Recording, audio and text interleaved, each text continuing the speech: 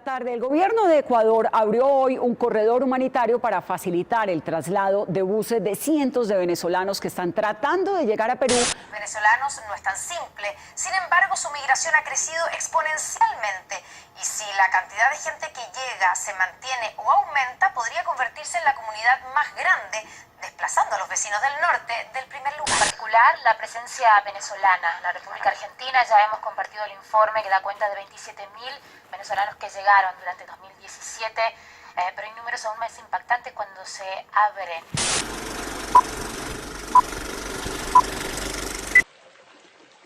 A chorros ha fluido la mala gestión de un país y el vaso indefectiblemente ha colmado. Millones de venezolanos han salido a otros territorios en busca de una vida digna. Así surge la evidencia para la comunidad internacional. El señor porteño, que viaja todos los días en el subte, ha notado que en su trayecto cada vez son más comunes las voces con ciertas cadencias caribeñas.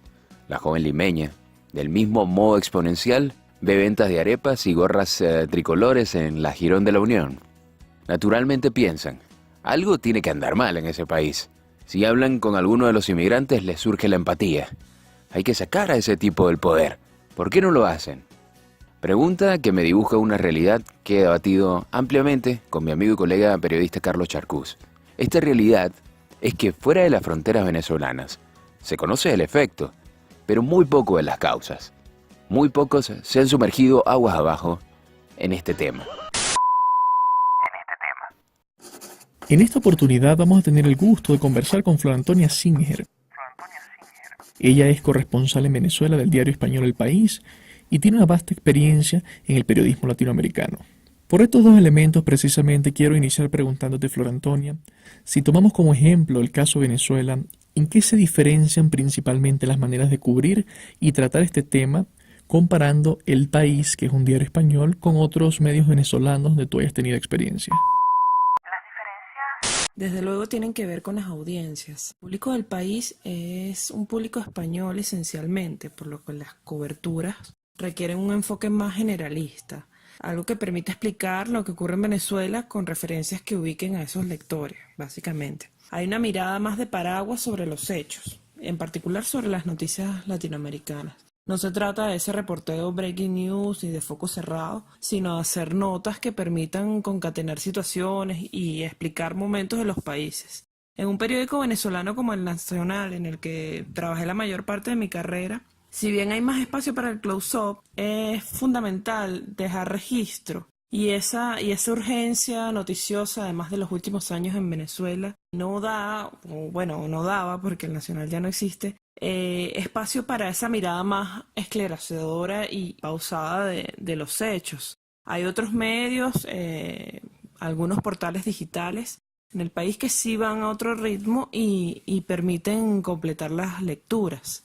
Entonces yo creo que la diferencia particular es ese tema de las dos direcciones a la que van las notas, ¿no? El tema más de paraguas y el tema más de foco que es necesario para la cobertura local, ¿no? ¿Cómo crees que se entiende en Europa la situación de Venezuela?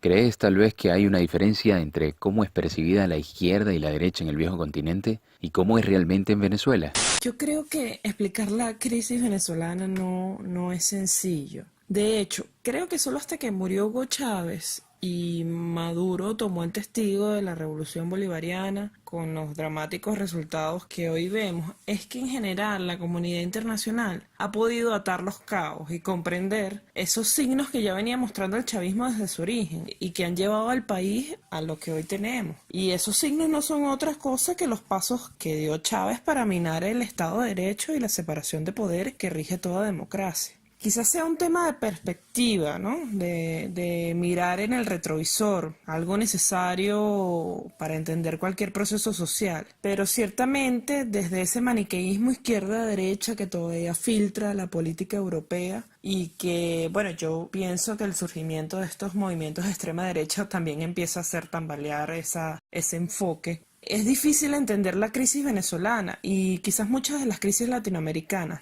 Creo que una mirada desde los populismos puede hacer un enfoque más cercano a nuestra realidad. Y otro aspecto fundamental que quizás cuesta mucho entender fuera es la debilidad institucional de Venezuela, y que también es un padecimiento de la región. Y es algo que sin duda atraviesa cualquier análisis político y hace que definitivamente la derecha y la izquierda no puedan ser lo mismo en Europa y en Venezuela. Ahora, Si tendrías que explicar brevemente a un ciudadano no venezolano cómo se llegó a esta coyuntura con un presidente interino. ¿qué le dirías? Irónicamente, el escenario del presidente interino lo propició el propio Nicolás Maduro. La jugada de adelantar las elecciones presidenciales el año pasado, unas elecciones convocadas por la Asamblea Constituyente, que sabemos que es un parlamento paralelo con serias fallas de origen, convocó a este proceso para el mes de mayo y en realidad correspondía hacerlas en diciembre. Se hicieron, pese a esos reclamos, con toda una oposición o gran parte de la oposición bloqueada para participar, con todas las irregularidades y con el posterior rechazo y desconocimiento de la comunidad internacional. Todo eso llevó al escenario que tenemos hoy. El primer mandato de Maduro finalizó el 10 de enero y a partir de ese día el país entró en una etapa no prevista en la Constitución. No existe un presidente electo con todas las reglas de la ley, pero hay una persona despachada desde Miraflores y usurpando los símbolos del poder. Para cuando falta el presidente está claro en el artículo 233 de la Constitución que asume el presidente de la Asamblea Nacional y debe convocar unas elecciones en 30 días. Pero ese no es el supuesto que tenemos hoy. Es por ello que el interinato de Juan Guaidó, que fue nombrado presidente de la Asamblea el 5 de enero, en base a un acuerdo político que ha sido respetado desde 2015, está apoyado en este artículo y en el 233 que habla de la plena vigencia de la Constitución. Otro soporte es que la comunidad internacional finalmente reconoce al Parlamento venezolano como el único poder legalmente constituido. Con respecto a la libertad de prensa, ¿cuál es el panorama en Venezuela? El panorama de la libertad de prensa en Venezuela es realmente oscuro. La persecución de periodistas se ha vuelto una práctica con una consecuencia de verdad devastadora, que es la desinformación. Y la desinformación solo es abono para un régimen autoritario como el de Maduro. Según el Instituto de Prensa y Sociedad, solo en enero hubo 24 detenciones arbitrarias de periodistas. Este año hemos visto una hazaña especial con los corresponsales de medios extranjeros, que se han convertido en la principal ventana de un país en el que ya han cerrado 55 periódicos, la televisión abierta y la radio está férreamente controlada por el gobierno, donde hay el internet más lento de la región, al que además se le aplican bloqueos selectivos. A mí me parece que no es un buen momento para el periodismo, sin duda es el peor momento que ha tenido el periodismo venezolano, y un país con la ebullición de noticias que hay ahora está en una completa nebulosa para mucha gente.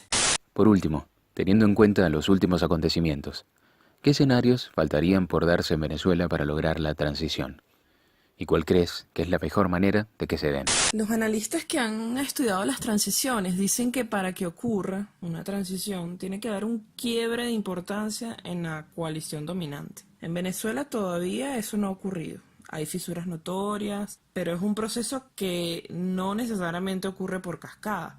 Es un poco a lo que ha jugado Juan Guaidó en estos 2 meses que lleva al frente de la transición, que es eso, es provocar esos quiebres en las Fuerzas Armadas, que son algo vital en un proceso como esto, y ahora enfilado hacia los trabajadores de la administración pública, que es otro sector importante. Tenemos casi 3 millones de empleados públicos en la burocracia chavista. Lo que yo creo es que este proceso no puede ser rápido. Yo creo que si es rápido no podremos llevarlo de la mejor manera. De hecho, creo que la velocidad con que se den las cosas va a determinar el resultado de este trance. La presión internacional y en particular las sanciones económicas y petroleras van a comenzar a tener efecto a partir de abril, entre abril y junio.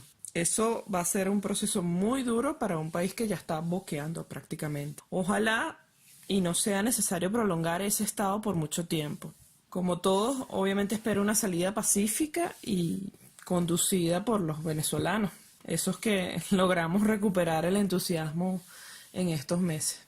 Muchísimas gracias, Flor Antonia Singer. Les recuerdo, Flor Antonia es periodista, corresponsal del diario El País en Caracas, Venezuela, y nos ha contado un poco sobre la realidad en este querido país.